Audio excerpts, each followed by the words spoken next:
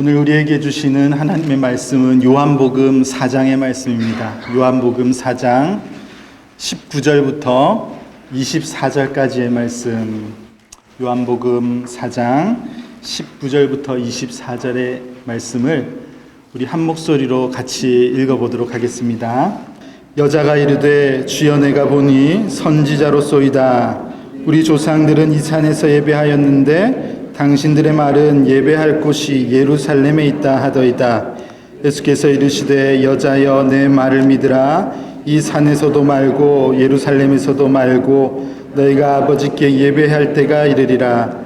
너희는 알지 못하는 것을 예배하고 우리는 아는 것을 예배하노니 이는 구원이 유대인에게서 남이라. 아버지께 참되게 예배하는 자들은 영과 진리로 예배할 때가 오나니 곧 이때라. 아버지께서는 자기에게 이렇게 예배하는 자들을 찾으시느니라. 하나님은 영이시니 예배하는 자가 영과 진리로 예배할지니라. 아멘. 우리 교회를 통해서 우리 하나님의 뜻이 이루어지기를 간절히 소망합니다. 그런 마음을 가지고 건강한 교회가 되기를 힘쓰는 그런 성도들이 되면 좋겠습니다. 오늘은 세 번째 주제로 예배를 정했습니다. 지난주까지 주보를 보면 원래 오늘은 신학이라는 주제를 다루려고 했거든요. 그런데 제가 한 주 동안 고민하면서 신학이라는 것은 나중에 교리라는 주제를 이야기할 때 같이 포함하는 것이 더 유익하겠다 생각이 들어서 제가 좀 수정을 했습니다. 고민이 제가 많습니다. 어떻게 하는 것이 더 좋은가, 유익한가를 많이 고민하고 있는데, 고민하면서도 내가 이렇게 고민한다고 교회가 건강해지겠나? 이런 생각을 하면서 우리가 다 함께 고민하고 거기에 하나님의 은혜가 더하여져야지 우리 교회가 더 건강해지지 않을까? 한국 교회가, 온 세상의 교회가 건강해지지 않을까? 그런 생각을 합니다. 우리가 건강한 교회가 되기를 애쓰고 이 교회를 통해서 하나님의 뜻이 이루어지기를 소망하는 가운데 살아갈 때 우리 하나님께서 교회를 사용하셔서 하나님의 뜻을 이루실 것이라고 믿습니다. 여러분, 그런 의미에서 예배를 바르게 세우는 것은 교회의 중심이 바르게 세워지는 것에 굉장히 중요한 부분이라고 생각합니다. 그만큼 예배는 참으로 중요한 것이라고 말할 수 있겠습니다. 교회 하면은 예배지요. 에덴스에 처음 오셔서 교회를 처음 아니면은 아주 이전에 교회를 다니시다가 에덴스에 오시면서 교회를 오시는 분들이 우리 교회는 많이 계신 것 같아서 참 좋습니다. 그런데 아마 교회를 오실 때에 다른 거는 몰라도 교회 가면 예배한다, 이거는 아마 이 정도는 알고 이곳에 오시지 않았을까 생각이 됩니다. 기독교인들은 모이면 그렇게 예배를 하려고 하죠. 예배한다고, 예배하는데 오라고 그렇게 합니다. 예배의 자리에 초청하기도 하고요. 집에 가서 가정에서 예배를 드리는 분들이 계십니까? 집에서도 예배하고요. 또 직장에서도 또 예배하는 이들끼리 모여서 예배하는 그런 이들도 있습니다. 여러분, 제가 어제도 한 성도님 댁을 방문해서 신방해서 그곳에서 하나님 말씀을 나누고 또 말씀을 통해 주시는 메시지를 가지고 같이 기도 제목을 찾고 기도했어요. 그게 예배입니다. 예배. 우리가 이 가정을 이끌어 주시는 하나님께 함께 모여서 예배하는 것이죠. 여러분, 교회는 예배하는 이들이 모이는 예배 공동체다, 그렇게 생각하면 되겠습니다. 우리는 오늘도 예배하기 위해서 지금도 그래서 여기 오셨지 않습니까? 우리는 예배하는 자들입니다. 여러분, 그렇다면은 도대체 예배가 뭘까? 예배가 도대체 뭐길래 이렇게 예배를 드리려고 하는가? 그런 생각을 해볼 수 있습니다. 여러분, 늘 그렇듯이 우리가 어떤 주제를 놓고 이야기할 때 우리는 항상 하나님 중심으로 생각할 수 있어야지 되겠습니다. 그래서 오늘 예배에 대해서 말을 할 때도 첫 번째 중요한 것이 하나님 중심의 생각을 해야지 되겠습니다. 그렇게 생각하다 보니까 예배에 대해서 우리가 먼저 이야기를 할 때 가장 중요한 것은 하나님께서 사람을 창조하신 목적이 무엇일까? 이것을 먼저 말하는 것이 가장 중요하다. 저는 그런 생각을 했습니다. 여러분, 우리가 바른 신앙 고백서로 생각하고 있는 웨스트민스터 신앙 고백서라는 것이 있어요. 거기에는 교리를 서로 질문하고 답하는 교리 문답이라는 문답서가 있는데, 거기 소교리 문답 1문 제일 첫 번째 질문이 뭐냐 하면은 여기에 주보에 나와 있습니다. 사람의 제일 되는 목적은 무엇입니까? 이게 첫 번째 질문이에요. 이게 가장 중요한 것이라는 것을 알려주고 있죠. 여러분, 여기에 답을 하고 있는데 뭐라고 답이 나와 있는지 한번 읽어보겠습니까? 한번 읽어보겠습니다. 시작. 사람의 제일 되는 목적은 하나님을 영화롭게 하고 영원토록 그를 즐거워하는 것입니다. 예, 이렇게 답을 써 놓았습니다. 여러분, 하나님께서 사람을 창조하신 목적이 있으신데 그게 뭐냐 하면은 하나님을 영화롭게 하고 하나님을 영원토록 즐거워하는 것이 하나님께서 사람을 창조하신 목적입니다. 그렇게 우리의 신앙의 선배들이 그렇게 우리를 가르쳐주고 있습니다. 우리를 하나님께서 예배하라고, 하나님을 예배하라고 우리를 창조하셨고, 우리가 예배자가 되었을 때 우리는 영원토록 하나님을 기뻐함을 누릴 수 있다는 것을 여기서 알려주고 있습니다. 여러분, 자, 그런데 그렇게 창조된 예배자 인간에게 문제가 생겼어요. 여러분, 그것을 잘 알고 계십니까? 인류의 조상인 아담과 하와가 첫 범죄를 저지름으로써 모든 인생이 죄인이 되고 말았습니다. 죄를 품고 세상에 태어나게 되었다는 것입니다. 모든 이들은 더 이상 하나님 앞에 설 수 없는 그런 죄인이 되었다는 것이죠. 쉽게 말하면 더 이상 예배자의 자격이 없어지게 된 것입니다. 예배자의 자격을 박탈당하게 된 것이에요. 그래서 예배를 받기에 합당하신 하나님께서 그의 백성을 통한 예배를 더 이상 받으실 수 없게 되어놓으신 것입니다. 하나님과 사람과의 관계가 깨어지게 된 것, 그것을 우리는 알고 있습니다.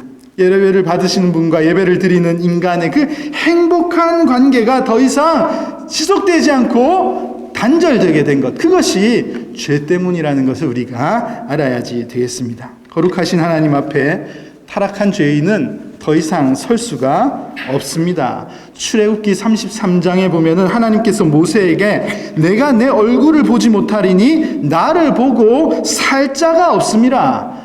하나님 앞에 하나님을 대면해서 살아남을 인생이 하나도 없다고 분명히 하나님께서는 말씀하셨습니다. 그런데 하나님께서 감사하게도 하나님께서는 세우신 제사장들을 통해서라도 하나님의 백성들이 예배할 수 있는 길을 만들어 주셨어요. 그게 구약 성경에 나와 있는 제사의 제도입니다. 이 제사의 제도를 통해서 하나님은 오실 구원자, 완전한 제사로 하나님께 영광을 돌리실 그 예수 그리스도를 바라도 볼 수 있는 그 통로를 우리에게, 인생들에게 보여주신 것이죠. 열어주신 것이라고 말할 수 있습니다. 그런데 웬걸요? 인생들이 얼마나 타락했는지, 인생들은 하나님을 향해 두어야 할 그 예배의 마음을 하나님을 향해 두지 않았다는 것을 로마서 1장 23절은 말씀하고 있습니다. 썩어질 우상을 예배하는데 그런데 사용하였다, 그렇게 말씀이 알려주고 있습니다. 여러분, 이것이 예배자의 자격을 상실한, 창조의 목적을 상실한 인간의 본질적인 모습이라는 것을 우리가 먼저 알아야지 되겠습니다. 그런데 여러분, 예수 그리스도의 복음이 이 모든 상황을 바꾸어 주셨다는 것을 여러분 알고 계십니까? 여러분, 그 사실을 분명히 믿으시는 여러분들이 다 되시면 좋겠습니다. 여러분, 이스라엘 백성들의 제사는 성막에서 드려졌어요. 성막이라는 공간을 하나님께서 알려주셨고 그곳에서만 예배를 드리게 하셨는데, 그곳에서 성소 안에 들어가는 것도 아무나 들어갈 수가 없었습니다. 하나님께서 세우신 제사장들만 대제사장만 지성소에 들어갈 수가 있었습니다. 아무도 하나님께서는 만나시지를 않으셨습니다. 죄인된 인간을 하나님께서 대면하지 않으셨다는 것입니다. 아무나 예배 자리에 나아갈 수 없었다는 거예요. 심지어 제사장들도, 제사를 드리게 선택받은 그 제사장들도 잘 준비되어 있지 않고 그가 죄를 범했을 때는 성경에 보면은 죽음을 면치 못했습니다. 얼마나 무서운지. 제사장들이요. 그래서 제사를 드리러 지성소 안에 들어갈 때 그 제사장들이 갖추어야 할 옷과 이런 것들이 진짜 너무나 중요한 것들이 성경에 많이 기록되어 있었거든요. 거기서 아주 독특한 게 뭐냐 하면은 제사장의 몸에 방울이 달려 있어요. 방울이. 그래서 제사장이 움직이면 딸랑딸랑. 진짜로. 진짜인데요. 그래서 그렇게 되어 있었습니다. 그래서 안에서 제사장이 제사를 잘 집도하고 있으면은 밖에 딸랑딸랑 소리가 들리는 거예요. 그런데 이 소리가 갑자기 딱 멈췄어. 큰일 났네. 제사장이 죄를 범했나 보다. 그러면요, 묶여져 있던 줄을 밖에서 끄집어냈습니다. 그러면은 제사장이 죽어 있는 거예요. 성경에 그렇게 나와 있어요. 무섭죠. 제사장이 죄를 범한 거예요. 그러면은 그 제사를 드리는 중에 하나님께서 그를 벌하셨습니다. 그래서 줄을 당겨서 그를 꺼내는 그런 내용들이, 이 구약 성경에 그런 내용들이 나와 있습니다. 얼마나 무서운지. 들어갈 수가 없는 거예요. 하나님에게 예배할 수가 없는 것입니다, 죄인이. 그런데 예수 그리스도의 은혜가 무엇입니까? 여러분, 예배하러 나아갈 수 없는 우리가 예배의 자리에 나아갈 수 있게 된 것입니다. 여러분, 오늘 여러분들이 예배 자리에 나왔지 않습니까? 여러분, 이게 그냥 아무나 나올 수 있는 게 아니라니까요. 여러분들은 오늘 또 안 가면 우리 목동이 전화 올 거고, 그래서 오셨는지 모르겠지만 사실상 이것은 그게 아니에요. 하나님께서 허락하셔서 초대하셨기 때문에 여러분들이 나올 수 있게 된 것임을 여러분 분명히 믿으시기를 바랍니다. 여러분, 예배의 자리에 나올 수 있는 큰 은혜를 우리가 누릴 수 있게 된 것입니다. 여러분, 이 일을 이루시기 위해서 예수님께서 희생을 당하셨어요. 예수님께서 십자가에 못 박히셨다는 것을 여러분 믿으시길 바랍니다. 이것이 복음의 핵심이지요. 복음의 핵심이 뭐냐면은 예배할 수 없는 하나님과의 관계가 단절된 우리가 예배할 수 있는 자들로 다시 변화되게 된 것. 이것이 바로 복음의 내용인 것입니다. 여러분, 히브리서 10장 19절과 20절은 이 사실을 분명하게 알려주고 있습니다. 여러분, 10장 29절과 20절 우리 말씀 한번 읽어보겠습니다. 그러므로 형제들아, 우리가 예수의 피를 힘입어 성소에 들어갈 담력을 얻었나니 그 길은 우리를 위하여 휘장 가운데로 열어놓으신 새로운 살 길이요, 휘장은 곧 그의 육체니라. 이렇게 말씀이 기록되어 있습니다. 여러분, 우리 예수님께서요, 십자가에 못 박혀 죽으실 때의 장면을 마가복음 15장에 기록해 두었는데, 그 말씀을 보면요, 어떤 일이 일어났습니까? 예수님께서 숨지실 때 어떤 일이 일어났냐면은 그 성소의 휘장이 위에서 아래로 찢어졌다. 이것이 성경에 기록되어 있습니다. 성소에 아무나 들어갈 수 없도록 막혀져 있는 그 휘장이 찢어지는 일이 가시적으로 드러나게 된 것입니다. 여러분, 이것에 대해서 히브리서 10장에서 조금 전에 읽은 이 10장 말씀은요, 예수님 때문에, 예수님의 죽으심을 통해서 우리가 이제는 성소의 예배자로 들어갈 수 있는 담력을 얻게 되었다. 이것이 허락되었다. 이렇게 히브리서에서는 그렇게 기록하면서 바로 그 찢어진 휘장 가운데로 걸어가는 것이 새로운 살 길이다. 그렇게 해석하고 있습니다. 그리고 그 휘장은 뭐라고 했습니까? 예수님의 육체다. 예수님의 육체가 찢어짐으로써, 휘장이 찢어짐으로써 우리가 예배하는 곳으로 들어갈 수 있게 되었다는 것을 분명하게 기록하고 있습니다. 예수님께서 죽으심으로써 우리가 예배하는 곳으로 들어가서 하나님을 만나고 예배할 수 있는 것입니다. 이것이 오늘 예배에 관한 가장 중요한 내용입니다. 여러분 꼭 기억하시기를 바랍니다. 여러분, 우리가 하나님의 영화로움을 예배하는 놀라운 귀한 예배자로 인간을 창조하여 주셨는데, 우리는 타락하여서 하나님을 대면할 수 없는 그런 존재로 살았다는 것입니다. 그런데 얼마나 큰 은혜를 우리가 받게 되었는지 예수 그리스도께서 그 몸을 찢으심으로써 우리가 하나님 앞에 나아갈 수 있는 새로운 살 길이 열렸다는 것, 이것을 우리가 믿어야지 되겠습니다. 여러분, 그래서 예배의 가장 중요한 핵심은요, 하나님과의 관계라고 말할 수 있겠습니다. 뭐라고요? 하나님과의 관계입니다. 예배의 가장 중요한 것은 하나님과의 관계입니다. 오늘 예배에 나오신 여러분들이 예배를 받으시는 하나님과의 관계가 회복되어 있는지, 아니면 그 관계가 여전히 단절되어 있는지, 여러분 그것을 심각하게 고민해 보아야지 됩니다. 여러분, 이 관계가 가장 중요한 것입니다. 예배는 관계이지요. 여러분, 부모와 관계가 단절된 상태에서 내가 부모님께 드리고 영광을 돌립니다 이렇게 이야기한들 부모님께서 기뻐하실 일이 없는 것과 똑같습니다. 하나님께서 받지 않으신다는 것이죠.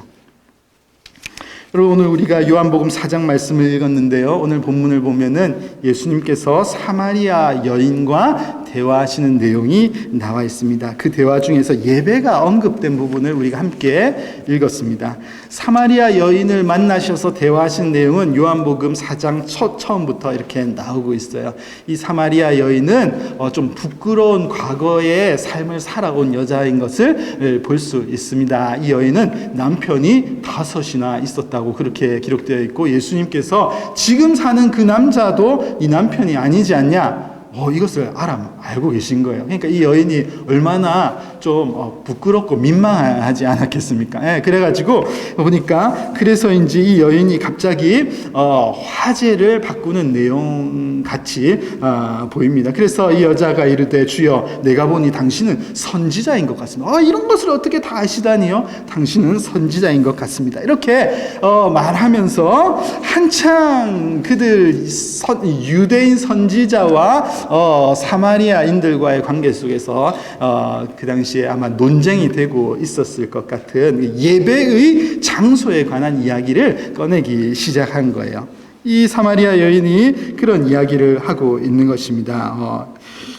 유대인들은 분명히 예배가 예루살렘에서 드려져야지 된다고 그렇게 말하는데 그렇지 않습니다. 사마리아인들은 모세가 복을 선포한 그 그리심산 거기서 예배를 하는 것이 맞다고 주장합니다. 이것을 이야기를 한 것입니다. 어디서 예배를 드리는 것이 옳은가? 어디서 예배를 드리는 것을 하나님께서 기뻐 받으시는가? 이것에 대해서 서로 주장이 팽팽했었던 것 같다고 볼 수 있습니다. 그런데 예수님께서 이 여인에게 뭐라고 말씀하셨습니까? 21절에 예수님께서 이르시되 여자여 내 말을 들으라. 이 산에서도 말고 예루살렘에서도 말고 너희가 아버지께 예배할 때가 이르리라. 이렇게 말씀하십니다. 너 그렇게 어디서 예배를 드려야지 되느냐, 그거에 대해서 계속 이야기하는데 그게 중요한 것이 아니다. 어디서 이곳인가 저곳인가가 예배에 중요한 것이 아니다. 이것을 지키느냐 저것을 지키느냐, 이것의 문제가 아니라는 것을 예수님께서 말씀하고 있습니다. 예배의 핵심은 크게 중요한 것이 아니다. 여러분 23절을 함께 읽어보겠습니다. 23절에서 그럼 무엇이 중요한지 예수님께서 말씀하시거든요. 한번 읽어볼까요? 아버지께 참되게 예배하는 자들은 영과 진리로 예배할 때가 오나니 곧 이때라. 아버지께서는 자기에게 이렇게 예배하는 자들을 찾으시니라. 여러분 예수님께서 이렇게 말씀하셨습니다. 여러분 참된 예배는 어떤 예배라고 표현하셨습니까? 영과 진리로 예배하는 것이라고 말씀하셨어요. 24절에서도 하나님은 영이시기 때문에 예배하는 자는 영과 진리로 예배해야지 된다, 이렇게 말씀하셨습니다. 예배를 받으시는 하나님께 대해서 어디서 예배를 드리는 장소, 너희들 그것 가지고 계속 얘기하는데 그것이 중요한 것이 아니라 영과 진리로 예배를 드리는 것이 중요하고, 하나님은 그렇게 예배를 드리는 자들을 지금 찾으신다. 예수님께서 그렇게 말씀하고 있습니다. 영과 진리로 예배한다. 여러분 영과 진리로 예배하는 것이 뭔가요? 영과 진리로 예배하는 것에 대한 많은 해석들이 들이 있는데 저는 영과 진리로 예배를 드린다는 말씀을 성령과 예수님 안에서 드리는 예배라고 생각합니다. 성령과 예수님, 여러분 기억하십시오. 영과 진리로 드리는 예배는 성령과 그리스도 안에서 드리는 예배다. 저는 그렇게 믿습니다. 여기서 영을 표현한 이 푸뉴마라는 말은 의심할 바 없이 성령님을 표현하기 때문에 성령님으로 예배를 해라 이렇게 말하는 것이라는 것을 알 수 있겠고, 여러분 요한복음에서는요 예수님을 진리이신 말씀이다, 로고스이시다, 이것을 요한복음 1장에서부터 말씀하고 있거든요. 진리는 태초부터 계신 예수님을 표현하는 말씀입니다. 뿐만 아니라 예수님께서는 요한복음에서 자기를 계시하시는 말씀을 많이 하셨어요. 나는 무엇이다. 나는 길이요 진리요 생명이다. 거기서도 예수님께서는 당신을 진리라고 분명히 표현하셨습니다. 그렇기 때문에 여러분 영과 진리라는 것은 곧 성령과 예수 그리스도라고 이해하셔도 되겠습니다. 이렇게 이해하는 것이 옳다고 저는 믿습니다. 성령과 예수님으로 드리는 예배. 그러면 또 성령과 예수님으로 드리는 예배는 또 무슨 예배인가? 여러분 그렇게 생각되지 않으세요? 지금 다 알아들으시는 것처럼 그렇게 성령과 예수님으로 드린 예배가 도대체 뭡니까?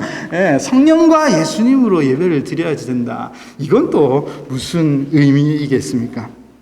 여러분 저는 성령과 예수님 안에서 예배를 드리는 것이 바로 하나님과의 바른 관계 속에서 드리는 예배를 표현하는 것이다. 저는 그렇게 믿고 있습니다. 바로 우리 예수님과 우리 성령님께서 우리가 하나님과 단절된 관계를 회복시키시는 그 일을 하고 계시기 때문에, 그래서 성령 안에서 예수님 안에서 드리는 예배라는 것은 다시 하나님과 회복된 관계 속에서 드리는 예배다. 이것을 알려주시는 말씀이라고 저는 믿습니다. 여러분 에베소서 말씀을 통해서 우리는 그 이유를 설명할 수 있어요. 여러분 에베소서 1장 6절과 7절 말씀, 이 말씀을 제가 한번 읽어드리겠습니다.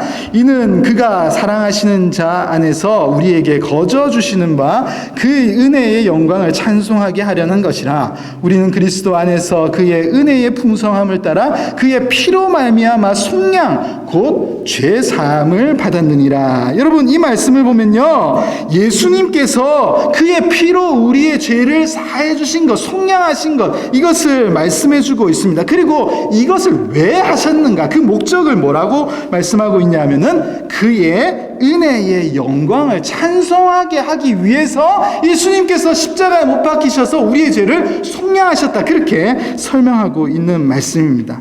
예수님의 이 사역을 통해서 예배할 수 없었던 우리가 예배할 수 있게 하셨다, 이것을 말씀하고 있는 것이에요. 하나님의 은혜의 영광을 찬송하게, 다시 그것 하게 하시기 위해서 예수님께서 우리의 죄를 속량하셨다, 이렇게 지금 말씀이 증명하고 있는 것입니다.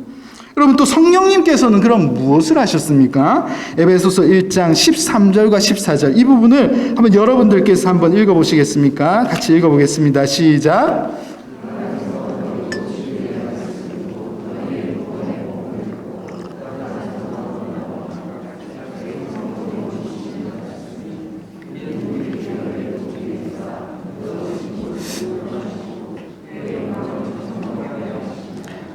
아멘. 여러분 성령님께서도 무언가를 하고 계시죠. 자, 무엇을 하셨습니까? 여러분 성령님은 우리에게 믿음을 주시는 분이십니다.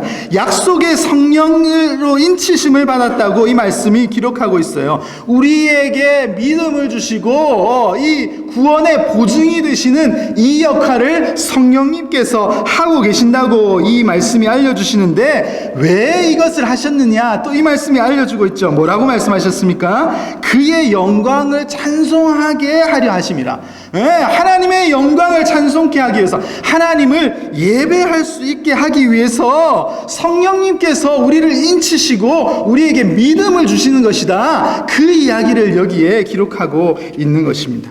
여러분, 우리는 예배할 수 없는 하나님과의 관계가 깨어진 자들이었는데, 그런 우리를 예수님께서 고통을 당하시고 성령님께서 믿음을 주시는 이 일을 행하심으로써 우리가 예배를 드릴 수 있는 관계로, 우리가 이 하나님 앞에 나아갈 수 있는 관계로 회복시키셨다는 것을 말씀이 증명해주고 있는 것입니다.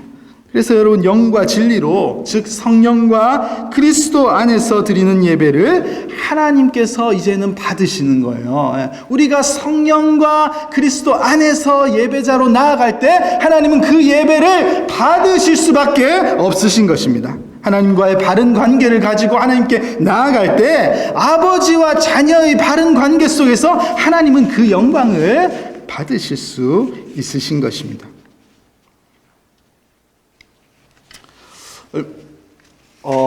좀 된 것 같은데, 갑각류 크리스천이라는 그런 책이 있었어요. 그런 책을 본 적이 있습니다. 겉이 딱딱한 크리스천, 갑각류 크리스천. 겉은 화려하고 뭔가 강해 보이고 튼튼하고 그렇게 보이는데, 이 시대의 그리스도인들이 속은 물러 터지고 아무 힘이 없는 그런 모습이다라는 것을 표현한 제목인 듯 했습니다. 여러분, 굉장히 예배가 화려해졌죠. 예배가 굉장히 화려합니다. 저도 이전에 미국에 있으면서 일부러 미국의 대형 교회들을 많이 경험하러 많이 가봤거든요. 예배가 얼마나 화려한지 몰라요.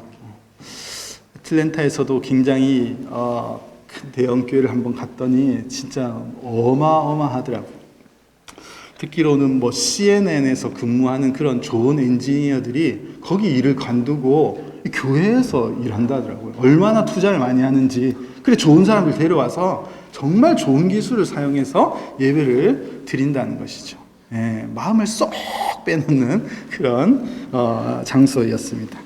그럼 그런 것을 또 한국 교회도 보고 답습을 하죠. 그래서 한국에도 화려한 예배들이 많이 드려지기 시작했어요. 화려한 예배들을 드리는 곳으로 사람들이 찾아다니기 시작했습니다. 여러분, 뭐가 문제입니까? 교회가 큰 것, 그것 자체가 문제는 될 수 없습니다. 크면 어떻습니까? 작으면 또 어떻습니까? 문제는 교회가 예배하는 공동체인데 정말 참된 예배를 우리가 드리고 있는가? 이것이 문제인 것입니다. 보이는 것과 들리는 것에 빠져있는 그런 예배를 추구하고 있는 것은 아닌가? 사람의 감정을 자극하는 그런 예배를 우리가 추구하고 그것에 빠져있는 것은 아닌가? 예배를 드리는 예배자와 예배를 받으시는 하나님과의 관계가 회복됨 없이 그냥 겉으로만 드리는 그런 예배가 계속 드려지는 것은 아닌가? 그러니까 그런 것을 보고 안타까워해야지 되는 것입니다. 그러니 예배를 드려도 회복이 일어나지 않을 수 있는 것입니다. 여러분, 예배는 하나님께 경배를 드리는 것이면서 동시에 하나님께서 우리에게 주시는 것을 받는 현장이 바로 예배의 현장입니다. 우리가 하나님께서 오늘도 거룩한 하나님의 신령한 은혜를 주시고자 초대하셨기 때문에 여러분들이 여기에 나오신 거예요. 그래서 오늘도 바른 예배를 드릴 때 여러분들은 좋은 것을 얻어서 이곳을 떠날 수 있게 될 것입니다. 여러분, 그것을 우리가 얻어야지 되는 것인데 그렇지 못할 수 있다는 것입니다. 하나님과의 바른 관계 속에서 예배드리지 않을 때 우리는 그런 신령한 것을 누리지 못하고 그냥 몸만 앉아있다가 가는 거예요. 앉아있다가 가긴 가는데 예배에 참여는 했지만 하나님께서 받으시는 예배는 드린 것이 아닐 수 있는 거예요. 그냥 앉아있는 거예요. 예배 진짜 가만히 앉아있으면 좋지 않으세요? 이 시간만큼 한 주를 계획하기에 진짜 좋은 시간이 없잖아요. 누가 뭐라 하면 가만히 앉아서 머릿속으로 월요일부터 토요일까지 스케줄 다 정리하고 뭐 해야 될 거 다 정리하고 집안일 정리하고 그래도 시간이 남아요. 얼마나 좋은지. 누가 뭐라 하는 사람이 있습니까? 지금 약간 뜨끔하시는 분들은 약간 충분히 그럴 수 있는, 하나님과의 바른 관계가 없을 경우에 우리는 몸은 여기에 나와 있지만 아무런 유익이 없는 그런 시간을 보낼 수 있는 것입니다. 여러분, 예배의 가장 중요한 것은요, 관계, 하나님과의 바른 관계 속에서 예배를 드리는 거예요. 예배에도 여러 가지 순서들이 있죠. 예배를 보면 예식이 있습니다. 그죠? 예전에 순서들이 있습니다. 우리가 아까 신앙 고백하지 않았습니까? 신앙 고백, 관계 속에서 해야 되는 거예요. 하나님과의 바른 관계 속에서 내 신앙을 하나님께 고백하는 거예요. 아무런 관계도 없는데 중얼중얼 무슨 우리가 무슨 주문을 외우는 사람입니까? 그런 거 아무 쓸데없는 거예요. 여러분, 바른 관계 속에서 우리의 신앙을 고백해야지 되는 것입니다. 우리가 찬양 부르지 않습니까? 우리는 노래를 하는 게 아니에요. 노래를 하러 왔으면 여기 오실 필요가 없습니다. 노래는 밖에서 막 크게 좋은 노래 얼마나 많아요. 노래를 하는 것이 아니라 우리는 찬양을 하는 거예요. 하나님의 영광을 찬송하는 겁니다. 그런 걸 하려면은 하나님과의 바른 관계가 있어야죠. 예. 하나님이 누구신지를 알고 그분과의 관계 속에서 내가 그분을 바르게 찬양할 수 있는 거예요. 여러분, 예배 시간에 헌금하는 순서가 있습니다. 예. 하나님의 바른 관계가 있을 때에 우리가 바른 헌금을 드릴 수 있는 거예요. 바른 감사를 표현할 수 있는 거예요. 뭘 감사할 내용을 우리가 깨닫고 아는 것 속에서 우리가 뭐 하나님께 드리는 것이 있어야지 되는 것이죠. 우리가 그 감사를 표현하는 것입니다. 하나님께서 돈이 없어서 무슨 일을 못 하시는 분이 아니세요. 하나님과에서 바른 관계 속에서 우리는 감사를 표현하는 것, 이것이 중요한 것입니다. 예, 말씀을 듣는 것도 마찬가지예요. 우리가 설교를 하지만 여러분, 아무런 하나님과의 관계가 맺혀져 있지 않으면 그냥 저 목사 뭐 좋은 말 하는구나, 좀 좋은 얘기 하네 저 사람, 그냥 덕담을 듣고 가는 거죠. 아무런 유익이 없습니다. 그러나 하나님과의 바른 관계가 맺혀져 있을 때 이 말씀이 나에게 오늘 무슨 의미로 주시는가, 하나님이 나에게 오늘 하나님과의 관계 속에서 나에게 말씀하시는구나, 이것을 우리가 깨닫는 유익이 우리에게 있는 것입니다.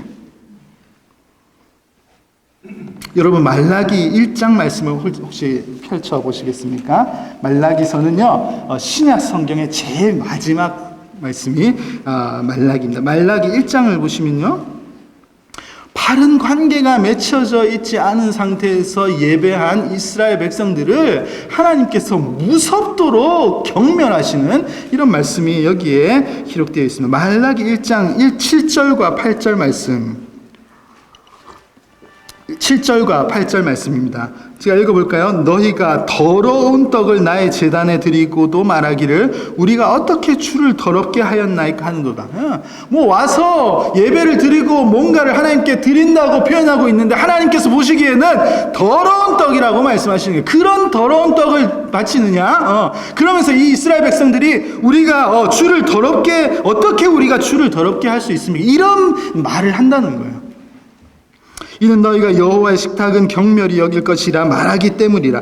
만군의 여호와가 이르노라. 너희가 눈먼 희생 제물을 바치는 것이 어찌 악하지 아니하며 저는 것 병든 것을 드린 것이 어찌 악하지 아니하냐. 이제 그것을 너희 총독에게 드려보라. 그가 너희를 기뻐하며 너희를 받아주겠느냐. 하나님께서 보시기에 관계가 깨어진 상태에서 뭔가 예배드리는 이 백성들을 보니까 참 가관인 거예요. 예. 이거 받아줄 수가 없는 것이죠. 그딴 거 너희 왕에게, 너희 총독에게나 갖다 줘봐라. 뭘 그렇게 좋아하시겠냐. 아무런 관계가 회복되어 있지 않는 상태에서 뭐 와서 껍데기만 앉아 있으면서 예배한다고 앉아 있는 것, 그거 도무지 못 봐주겠다. 하나님께서 이스라엘 백성들에게 이렇게 말씀하시는 내용이 여기에 있습니다. 여러분, 관계가 바르게 세워져 있지 않으면요, 예배가 오히려 하나님을 모독하는 행위가 되는 거예요. 하나님이 무슨 뭘 이렇게 와서 뭘 해드려야지 영광스러운 분이십니까? 절대 그렇지 않으십니다. 하나님은 스스로 가장 완전하신, 가장 영광스러운 분이세요. 우리가 예배하러 와서 뭘 드려야지, 뭘 해야지 영광스러운 분이 아니시라는 것입니다. 여러분, 하나님은 우리의 중심을 보세요. 사람은 외모를 보거니와 나 여호와는 중심을 보느니라. 하나님은요, 지금 여기 예배하러 와 계시지 않습니까? 여러분의 지금 화장이 잘 되어 있는지 이걸 보지 않으세요. 하나님은 여러분의 지금 중심을 보신다니까요. 여러분들이 어떤 중심으로 지금 여기에 나와서 예배하고 있는지를 하나님은 그걸 정확하게 보신다는 것입니다. 오늘 예배에 나오신 여러분들의 중심이 어디에 있는가, 우리의 마음이 진짜 어디에 있는가를 보신다는 말씀입니다. 여러분은 관계 속에서 예배를 드리는 분이신가? 아니면 여러분들은 그냥 관중 속에서 예배를 드리는 분이십니까? 여러분 콘서트 가서 앉아서 관중이 되어서 보면요, 좋죠. 그런데 나는 그를 알지만 그는 나를 모릅니다. 그런 예배를 드리다가 나중에 내가 너를 도무지 모르겠다. 예수님께서 그렇게 말씀하신다 하셨거든요. 우리가 그렇게 되면 어떻게 하겠습니까? 여러분 오늘 이 질문에 솔직히 대답해 보면 좋겠습니다. 하나님과의 관계의 회복이 필요한가? 내가 그 바른 관계 속에서 지금 예배의 자리에 나와 있는가?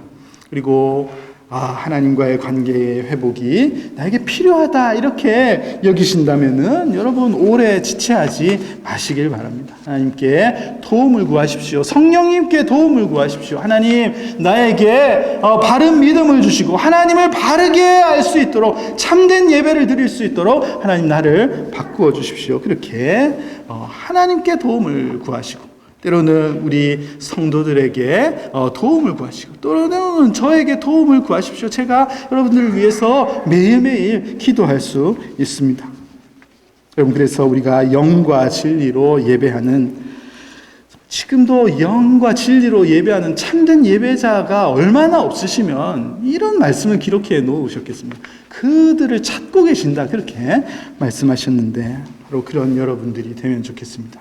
여러분들이 바르게 예배드리는 정말 살아계신 하나님께 우리가 영광을 돌리고 하늘의 신령한 은혜를 우리가 예배에 모일 때마다 받아 누릴 수 있는 그런 예배를 드려서 예배를 드리고 우리가 떠날 때마다 새 힘으로 충만한 그런 우리가 되면 좋겠습니다.